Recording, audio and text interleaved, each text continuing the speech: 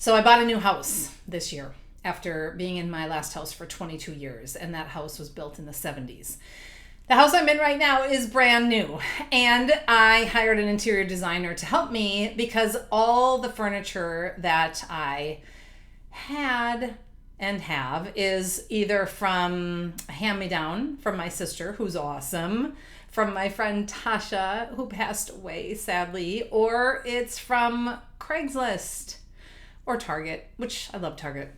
So I decided that since I have been so frugal for so many decades, I wanted to really design this house, and I hired an interior designer who's amazing.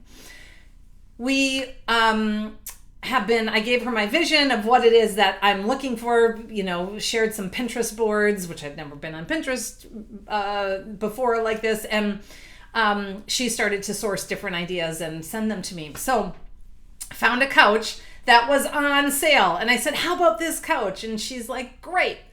Ordered the couch, was so excited that it was on sale.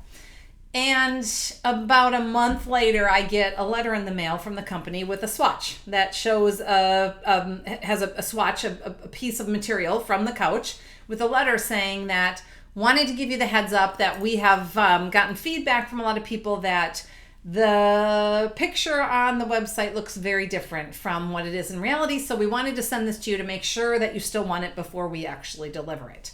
I saw it and I'm like, yeah, looks great. Sent it to my designer and she's like, oh no. And I'm like, no, what? And she's like, oh, there's a thread of green in there that's not right. I'm like, green? I don't see green. And I had to look really close. I'm like, oh, you're right, there's green. So I hemmed and hawed and I sat on it for a while and I went back to her and I said, really? I got it on sale. Are you sure? I think it's gonna look fine. And she said, you can do whatever you want, Darcy, but no, it's not gonna look fine. It's not gonna look right. So I finally wrote to the company and said, I'd like to return it. Can you give me a refund? And they said, no problem, but if you keep it, we'll give you another 25% off.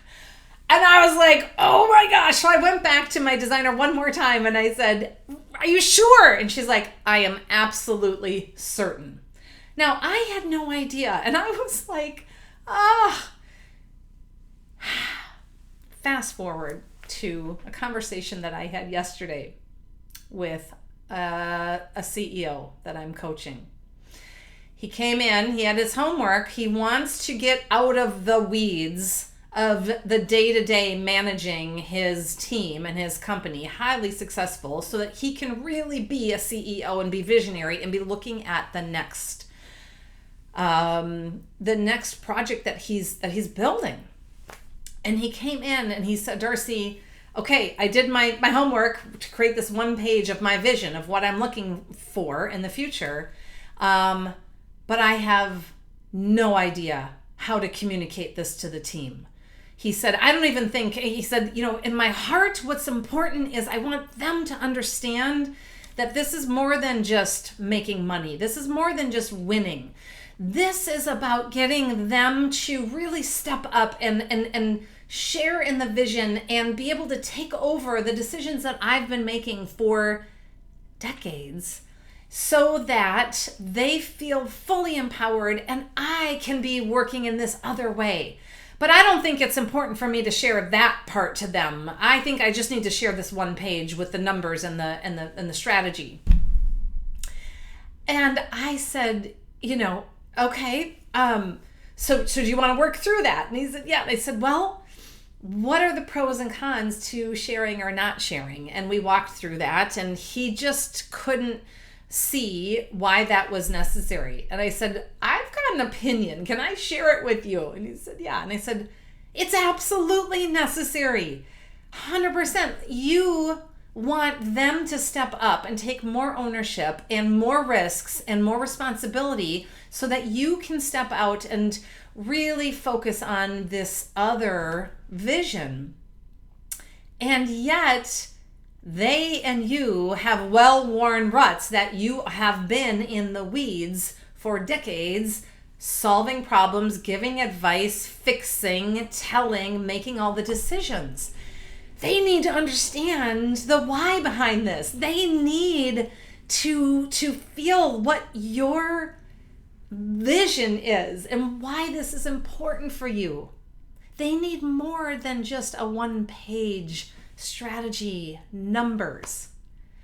And it was so clear to me that wasn't clear to him. Just like my interior designer, it was so clear to her, this green isn't going to look good, Darcy. Trust me. And ultimately, I did. I said, you know what? This is your zone of genius, your area of expertise. Yes, okay, I'm going to return it and lose all that savings.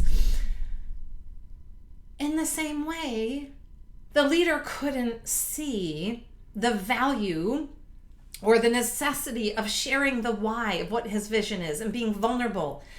And so that was a time for me to help